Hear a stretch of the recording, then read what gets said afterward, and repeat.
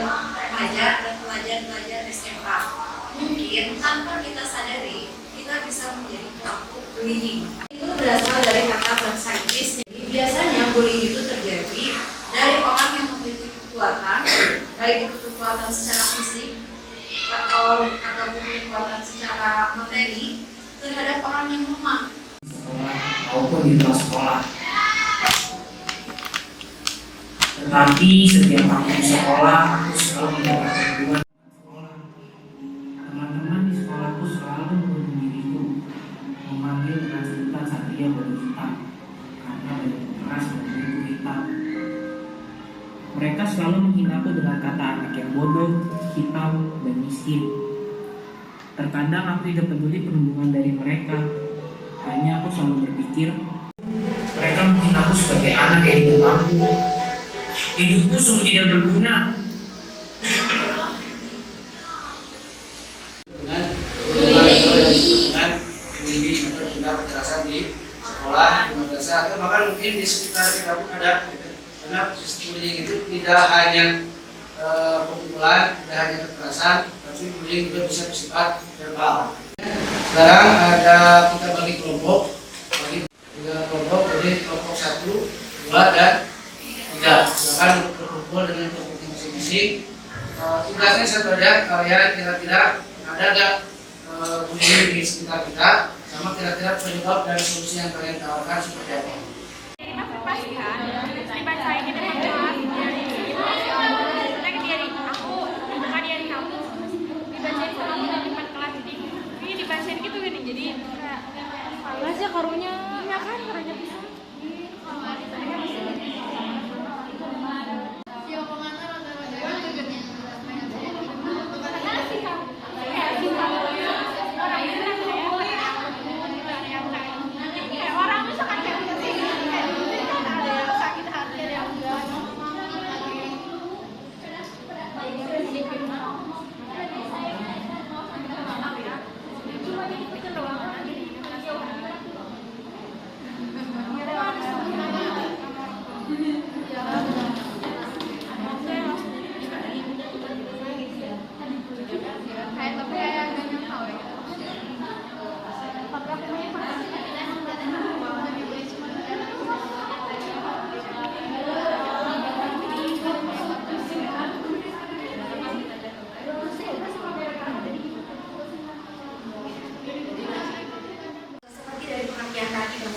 Yang dibully itu adalah orang yang lemah.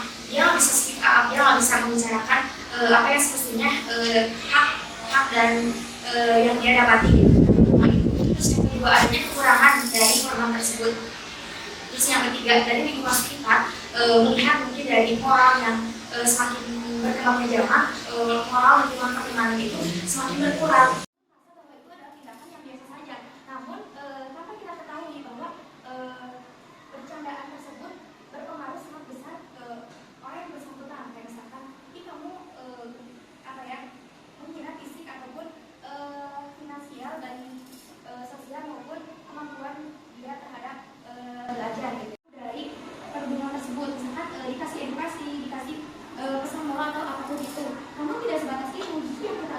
Dengan adanya pemanggilan tersebut hanya sebatas formalitas. Ada beberapa yang ingin berteman oleh yang pintar, aku ingin berteman dengan orang yang cantik, mungkin secara finansial mereka lebih tinggi gitu. Tapi tanpa kita ketahui mereka juga yang punya kekurangan memiliki hak untuk diperlakukan adil manusia. Dari kelompok kami cukup sekian penyebab dan solusinya.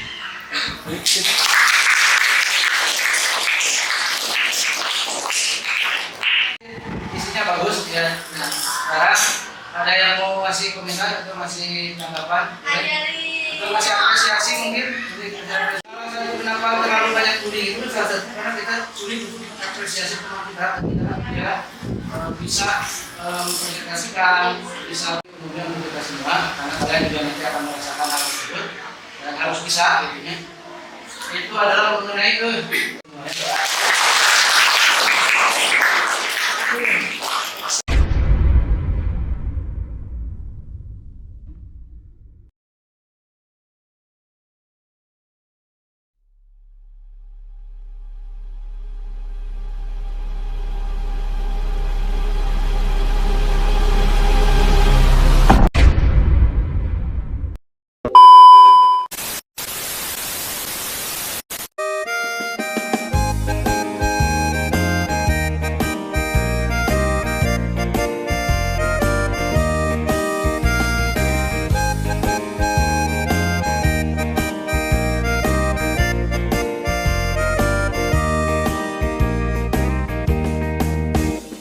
Di sini teman, di sana teman, di mana-mana kita berteman.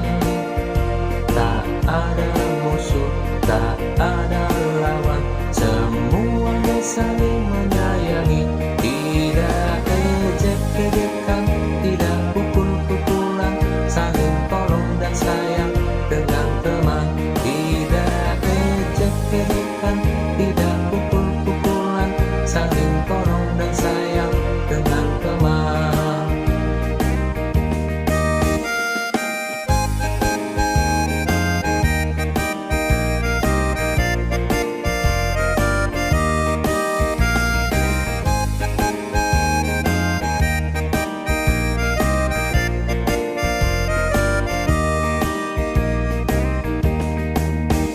Di sini teman, di sana teman, di mana-mana kita berteman.